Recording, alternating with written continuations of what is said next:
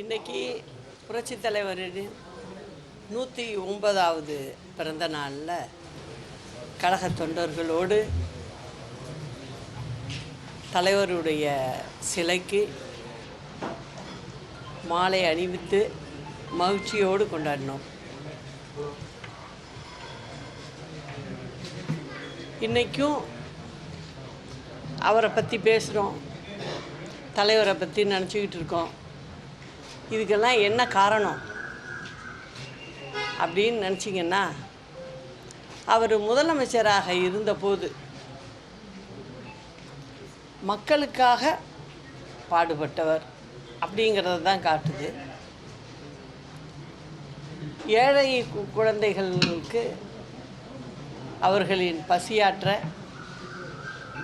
சத்துணவு திட்டத்தை கொண்டு வந்தவர். எண்ணற்ற ஏழைகளுக்கு நல்ல திட்டங்களை கொடுத்து அவருடைய ஆட்சி காலத்தில் ஆட்சியை நடத்தினார். ஏழை விவசாயிகளுக்காக இலவச மின்சாரம் கொடுத்தார்.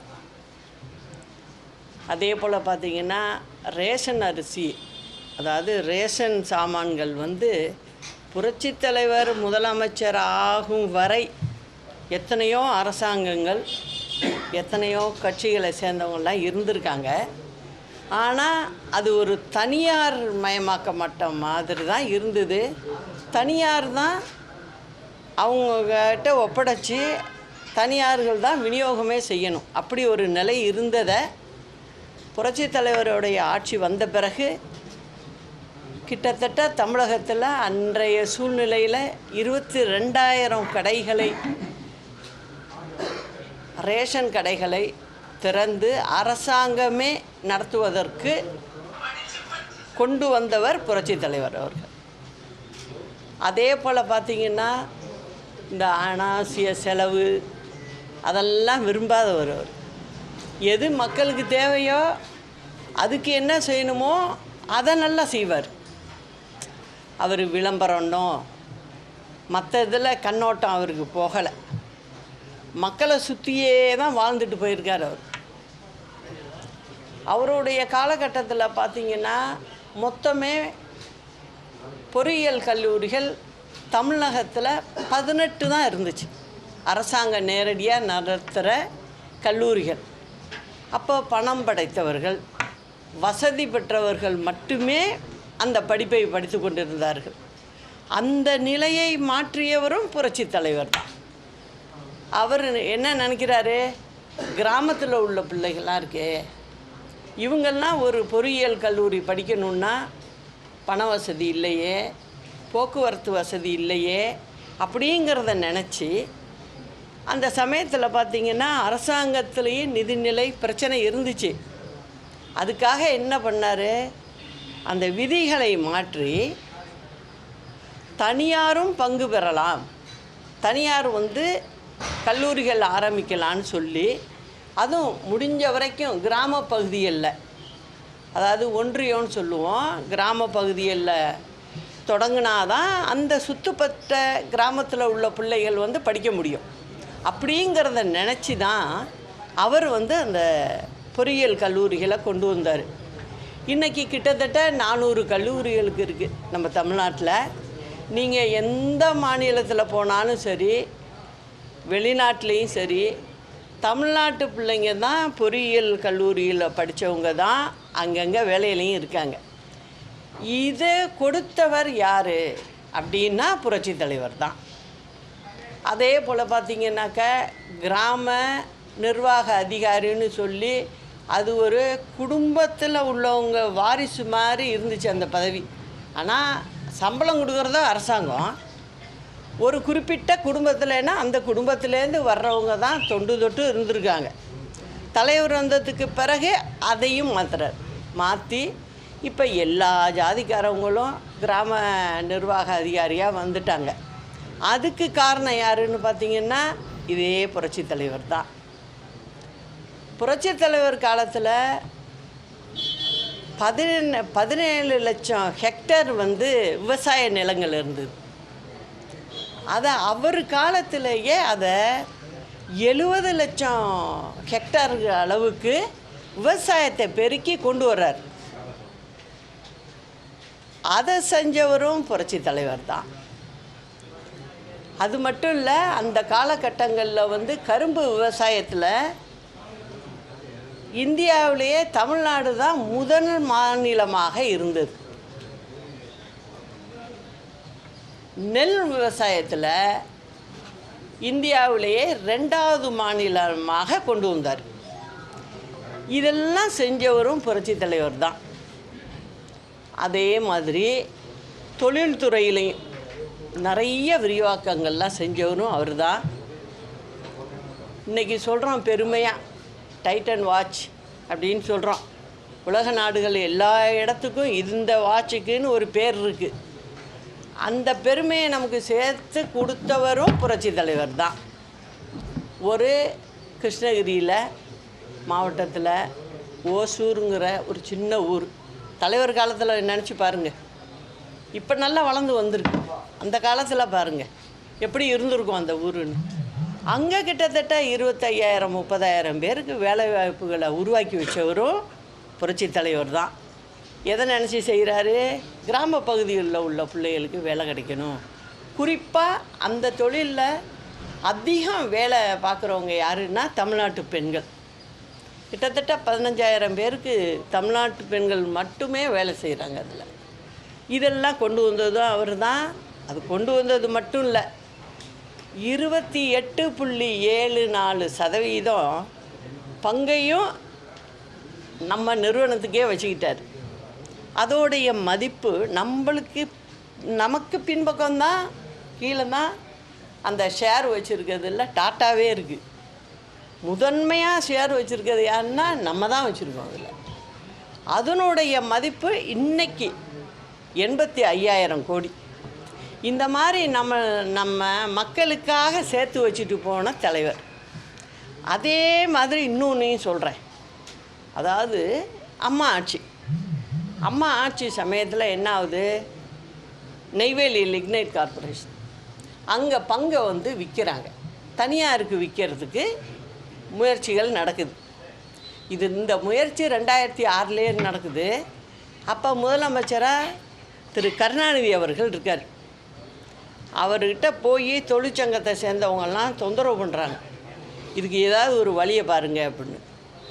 அவர் தான் எந்த வழியும் பார்க்க மாட்டாரே, அப்போதைக்கு தப்பிச்சு போனால் போகிறோம் அப்படின்னு சொல்லி அப்போதைக்கு இது இப்போ வித்துறாதீங்க அப்படின்னு சொல்லி இழுக்கிறாரு. ஆனால் அந்த பிரச்சனைக்கு ஒரு முடிவு காணலை அவர். அம்மா வர்றாங்க, 2013 அம்மா இருக்காங்க ஆட்சி. இதே பிரச்சனை வருது. அதில் 5% பங்கை தனியார்கிட்ட விற்கிறதுக்கு மத்திய அரசு ரெடி ஆகிட்டாங்க. அப்போது யார் அங்கே அரசாங்கம் நடத்துனதுன்னு பார்த்தீங்கன்னா காங்கிரஸ் கவர்மெண்ட்டு.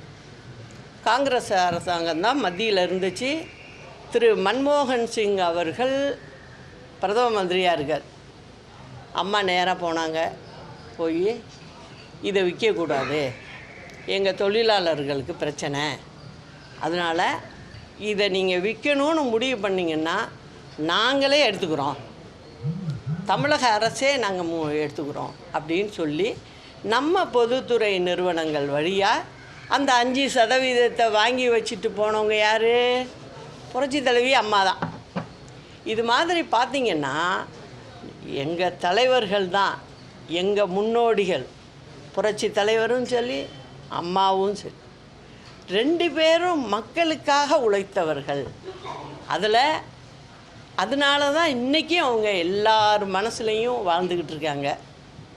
இதுதான். இப்போ நான் வரேன், இப்போ நான் உள்ள நடைமுறைக்கு வரணும் இல்லையா? இப்போ முதலமைச்சர் என்ன சொல்கிறாரு, நாங்கள் எனக்கு கம்பு சுத்த தெரியும், எல்லா வேலையும் தெரியும், கார் ஓட்ட தெரியும்.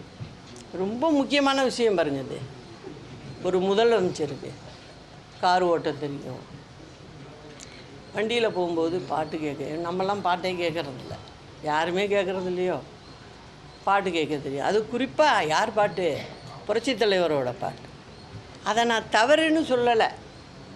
அந்த பாட்டை கேட்டுனாலும் இந்த மக்களுக்கு செய்யக்கூடாதான்னு தான் நான் நினைச்சேன். ஏன்னா புரட்சி தலைவரையும் மக்களையும் பிரிக்க முடியாது, சினிமாலையும் பிரிக்க முடியாது. நீங்கள் அந்த ஏழை மக்களுக்காக தான் அந்த பாட்டு பாடினா கூட அதில் ஒரு அர்த்தம் இருக்கும், ஒரு சமூக நீதி இருந்துக்கிட்டே இருக்கும். எனக்கு என்ன வருத்தம், முதலமைச்சர் சொன்னதை நானும் டிவியில் பார்த்தேன். ஒரே ஒரு வருத்தம்தான், கேட்குறது தப்பு இல்லை, நல்ல விஷயந்தான். அதுவும் தலைவர் பாட்டங்கிறப்ப நல்லா கேளுங்க, வேணான்னு சொல்ல. ஆனால் அவர் மாதிரி நீங்கள் செஞ்சுருக்கலாமே மக்களுக்கு. இப்போ 56 மாதம் ஆயிடுச்சு, என்ன பண்ணீங்க? உண்மையே செய்யலையே. மக்களுக்குன்னு என்ன செஞ்சீங்க? இப்போ தேர்தல் வரப்போகுது அப்படிங்கும்போது என்ன பண்ணுறீங்க? சரி 3000 ரூபா கொடுப்போம் பொங்கலுக்கு அப்படின்னு சொல்கிறீங்க. இந்த பொங்கல் விஷயத்தை நான் முக்கியம் சொல்லி ஆகணும் உங்களுக்கெல்லாம். அம்மா இருந்தப்போ என்ன பண்ணாங்க? இப்போ உங்கள் வீட்டுங்களெல்லாம் பாருங்கள், நம்மளுடைய மரபு அது. அதனால் என்ன பண்ணுவீங்க, நீங்கள் வீட்டில் உங்கள் பெண்கள் வீட்டுக்கு உறவுகள் விட்டு போயிடக்கூடாது. அதுதான் அதில் கான்செப்டே. அப்படிங்கிறதுக்காக தான் நம்ம சீர்வரிசை கொடுக்கறது. 1 லட்சமும் இருக்கிறவங்க கொடுக்கலாம், 1 ரூபா இருக்கிறவங்களும் கொடுக்க முடியும். அதை சந்தோஷமாக போய் அவங்க கொடுத்துட்டு வருவாங்க. இதுதான் நடைமுறை. அந்த அடிப்படையில் தான் அம்மா கொடுத்தது 100 ரூபா தான், பெருசாக கொடுக்கல. அந்த 100 ரூபாயை எப்படி கொடுத்தாங்க? இது ஒரு சீதனம், நம்ம தமிழ்நாடு அரசாங்கத்தை நடத்துகிறோம், நம்ம பிள்ளைங்க எல்லாருமே தமிழ்நாட்டில் வாழ்கிறவங்க அப்படின்னு நினச்சி கொடுத்தது தான் அந்த 100 ரூபா. வரிசையாக கொடுத்தது தான் அம்மா கொடுத்தது. ஆனால் அதை நீங்கள் காலப்போக்கில் என்னத்துக்கு கொண்டு போயிட்டீங்கன்னா, வாக்கு வாங்கணும், ஓட்டை வாங்கணுங்கிற முறையில் மாறி போகுது. அது மாறுறது எவ்வளோ பெரிய தவறு. நீங்கள் ஏலம் போடுற மாதிரி வர்றீங்க. அம்மா கொடுத்தப்ப ஏதாவது நீங்கள்லாம் ப்ரெஸ்ஸெல்லாம் இருந்திருப்பீங்க. அப்பையும் ஒரு சின்ன இது யாராவது சொல்லியிருப்பாங்களா எதிர்த்து? அம்மா இது பத்தலைன்னு சொல்லியிருப்பாங்களா யாராவது? இல்லை. என்ன காரணம்னா, கொடுத்ததனுடைய அர்த்தம் அது. அதாவது நம்ம வீட்டு மக்களுக்கு நம்ம கொடுக்குறோம், அது ஒரு உறவை கொடுக்கறதுக்கு குறிக்கிறதுக்காக கொடுக்கப்பட்டது அது. ஆனால் நீங்கள் அதை வாக்கு வங்கிக்காக மாற்றி கொண்டு போகிறீங்க. கொண்டு போகிறது ரொம்ப பெரிய தவறு. அது மட்டும் இல்லை, இன்னொன்னையும் சொல்கிறேன். சரி, நீங்கள் எப்பப்பா ஆட்சிக்கு வந்தீங்க? 56 மாதம் ஆயிடுச்சு, இதில் பொங்கலே வரலையா? நீங்கள் 22ல் நீங்கள் ஆட்சிக்கு வர்றீங்க, 22வது வருஷம் கொடுத்தீங்களா நீங்கள் பொங்கலுக்கு மக்களுக்கு? கொடுக்கல. சரி, 23ல் என்ன பண்ணுறீங்க? 1000 ரூபா கொடுத்தீங்க. சரி, 24 கொடுக்கல. 25ல் கொடுத்தீங்களா? நீங்கள் கொடுக்கல. இப்போ அதனால் என்ன பண்ணுறீங்க? 2 வருஷம் நீங்கள் கொடுக்கல. அதனால் என்ன பண்ணுறீங்க? தேர்தல் வருதே, இன்னும் 4 மாதம் தானே இருக்குது, இந்த மக்கள்கிட்ட ஓட்டை எப்படியாவது வாங்கிடுவோம். அந்த வாங்குகிற வரைக்கும் என்ன வேணாலும் சொல்லலாமே நம்ம. ஏன்னா அது திமுகவோட கலாச்சாரமே அப்படி. அதனால் என்ன செய்கிறாங்க அவங்க? இந்தாங்க 3000 ரூபாயை வச்சுக்கோங்க அப்படின்னு சொல்கிறாங்க. நான் என்ன கேட்குறேன், இது மாதிரி செய்கிறதுனால தமிழ்நாடு மக்களை நீங்கள் ஏமாளின்னு நினைக்கிறீங்களோ? அது இல்லைங்கிறத இந்த மக்கள் நிச்சயம் காட்டும் உங்களுக்கு அப்படிங்கிறதையும் நான் சொல்லிக்கிறேன். அது மட்டும் இல்லாமல் நீங்கள் பார்த்தீங்கன்னா, நீங்கள் பாட்டு பாடுறேங்கிறீங்க, இது பாட்டு பிடிக்குங்கிறீங்க, கார் ஓட்டுவேங்கிறீங்க, எல்லாம் செய்கிறீங்க. நான் கேட்குற கேள்வி ஒன்றே ஒன்று தான். இத்தனை கோடி மக்கள் உங்களை நம்பி வாக்களித்ததுக்கு நீங்கள் கார் ஓட்டுறதுனாலையோ இது கம்பு சுற்றுறதுனாலையோ ஒன்றும் இல்லை. நீங்கள் உங்களுக்கு கொடுத்த வேலை என்ன? முதலமைச்சர் பதவி. அந்த முதலமைச்சராக நீங்கள் வேலையை செஞ்சுருக்கலாம்லன்னு தான் கேட்குறேன்.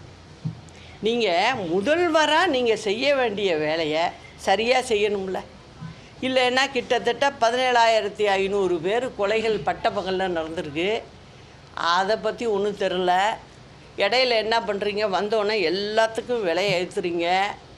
அதே மாதிரி என்ன பண்ணுறீங்க, ஆவினுக்கு பல கலர் போடுறீங்க. அந்த பாட்டில் எல்லாம் வர்ற மாதிரி பல கலரில் போட்டு ஜனங்களை போட்டு கன்ஃபியூஸ் பண்ணி இதில் இத்தனை சதவீதம், அதில் அத்தனை சதவீதம் அப்படின்னு கேட்குறீங்க. நான் என்ன கேட்குறேன், அன்னைக்கு ஒரு விலையை நீங்கள் பாட்டு ஏற்றிட்டு போகிறீங்க. இப்போ என்ன பண்ணுறீங்க, ஆவின் விலை எல்லா சாமான்கள் வேணும் குறைக்கப்படும் அப்படிங்கிறீங்க. இது எதுக்காக? இந்த தேர்தலை நோக்கி தான். ஆக தேர்தல் பக்கத்தில் வரும்போது உங்களால் குறைக்க முடியுது. நான் என்ன கேட்குறேன், இதை நீங்கள் முதலே ஒழுங்காக செஞ்சுருக்கலாம்ல, ஏற்றாமல் இருந்திருக்கலாம்ல. உங்கள் நிர்வாகத்தில் நிறைய ஓட்டைகள் இருக்குது. நிர்வாகத்தை நீங்கள் சரி பண்ணாலே ஜனங்க தலையில் போய் இந்த கணத்தை தூக்கி வைக்க வேண்டிய அவசியம் இல்லை. ஆனால் அதை நீங்கள் செய்யலை. இதுதான் திமுக ஆட்சி. கேட்டால் சொல்லுவாங்க, நாங்கள் திராவிட ஆட்சி அப்படிம்பாங்க. இந்த திராவிடம்னு சொல்லிக்கிறது ஒன்று, இன்னொன்று ஒரு பக்கம் தமிழ்னு சொல்லிக்கிறது ஒன்று. இதை சொல்லிக்கிட்டு எத்தனை நாளைக்கு தான் மக்களை ஏமாற்ற முடியும்னு தெரியல. இப்போ ஒன்று புதுசாக ஒன்று சொல்கிறாங்க, எல்லாமே விளம்பர நோக்கு தான்.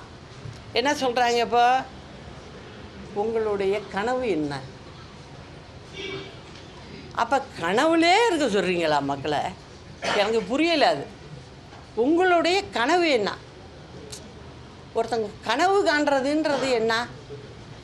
நம்மளால் ஒன்று அடைய முடியலை,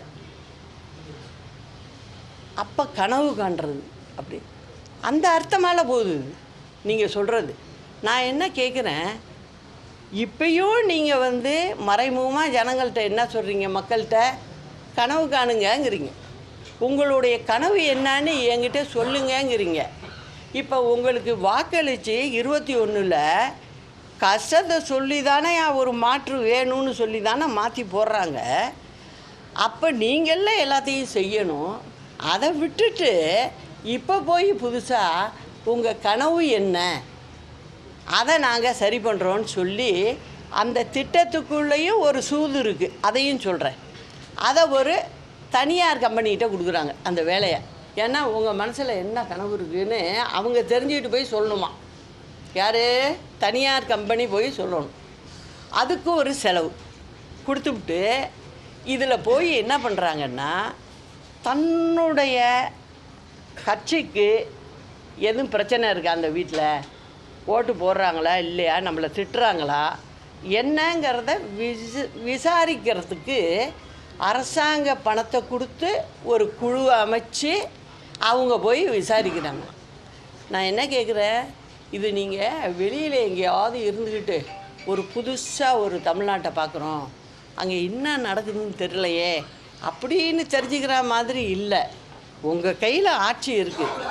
ஆட்சி இருக்கும்போது மக்களுடைய குறைகள் என்ன, மக்கள் என்ன நினைக்கிறாங்க அப்படிங்கிறத தெரிஞ்சுக்கிட்டு செய்கிறவங்க தான் ஒரு அரசாங்கம். அது இல்லாமல் உங்களுக்கு எதுவும் கனவு இருக்கா, அந்த கனவையும் நாங்கள் நிறைவேற்றுவோம். எதுக்குமே திமுகவில் ஒன்று பார்த்தீங்கன்னா முடிவே இருக்காது. ஒன்று சொல்லி அப்படியே காலத்தை கழித்து 5 வருஷத்தை ஓட்டி திருப்பி அடுத்த 5 வருஷத்துக்கு என்ன அஸ்திவாரம் போடலாம், என்னத்தை சொல்லலாம், இந்த மக்களை ஏமாற்றலாம் அப்படின்னு சொல்லிட்டு நீங்கள் ஏமாற்றிக்கிட்டு போகிறீங்க. இது எதையும் நாங்கள் நடக்க விட மாட்டோம். எல்லாரும் நினைக்கலாம், அதாவது இது எப்படி அங்கே பெரிய கூட்டணி இருக்கே அப்படின்னு. நிச்சயமாக அதுவும் மாறும். அதுதான் நான் சொல்லிக்கிறது. சரி,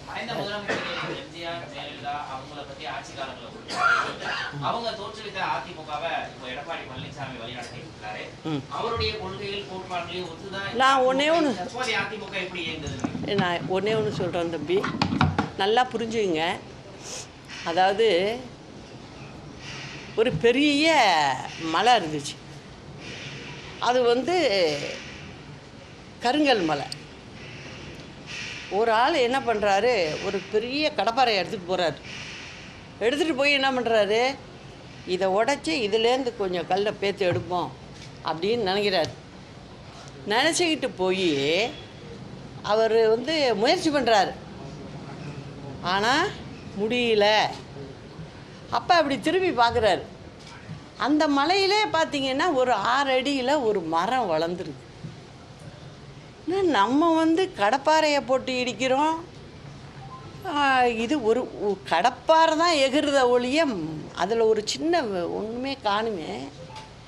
இது எப்படி இந்த மரம் இங்கே வளர்ந்துது அப்படின்ட்டு பார்க்குறாரு. அந்த மரம் என்ன சொல்லுது, சொல்லாமல் சொல்லுது அப்படின்னு பார்த்தீங்கன்னா, ஒரு விதை, அந்த விதை அந்த இடத்துல விழுது.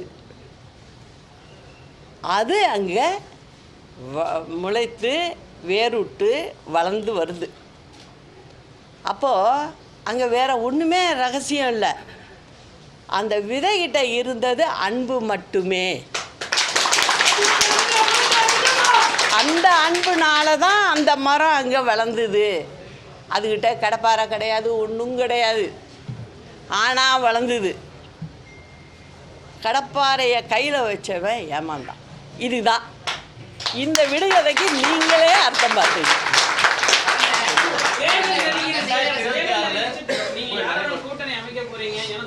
நான் தான் இப்போ சொல்லிட்டேன்ல, இந்த கதையில் எல்லாமே இருக்கு.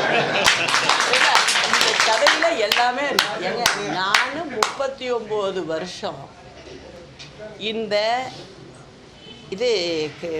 தலைவர் மறைகிறாரு.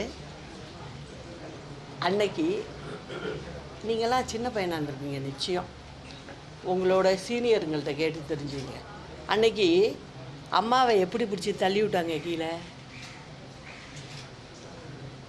அங்கே பக்கத்தில் இந்த பொண்ணு சைஸ் தான் இருப்பேனா, நான் தான் பிடிக்கிறேன் அம்மாவை. அன்னைக்கு இருந்தது. அன்னைக்கு கேபினெட்டு யார் கையில் இருந்தது? 2ஆம் கட்ட தலைவர்கள் கையில் இருந்துச்சு. எல்லாம் பண்ணாங்க. இப்படி இருந்த எங்ககிட்ட இவ்வளவுதான். இப்படி இருந்த எங்ககிட்ட வெற்றி பெற முடிஞ்சிச்சு அவங்க. அதனால சொல்கிறேன், அரசியலில் எப்போ என்ன வேணாலும் நடக்கலாம், அது நடக்கும்.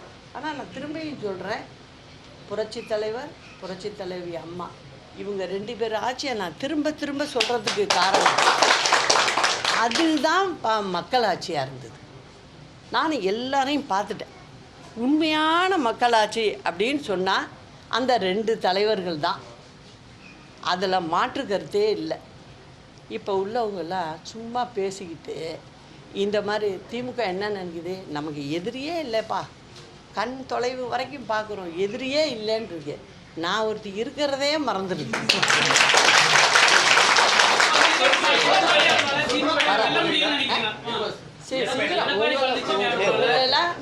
நான் தனியாக போகிறேன். உங்களெல்லாம் கூப்பிட்டு எல்லோரும் வாங்கப்பா, எடுங்க, பப்ளிக் ரியாக்ஷனை பாருங்கள் என்னன்னு நீங்களே கூடக்கூடிய நேரம் மிக விரைவில் வரும்.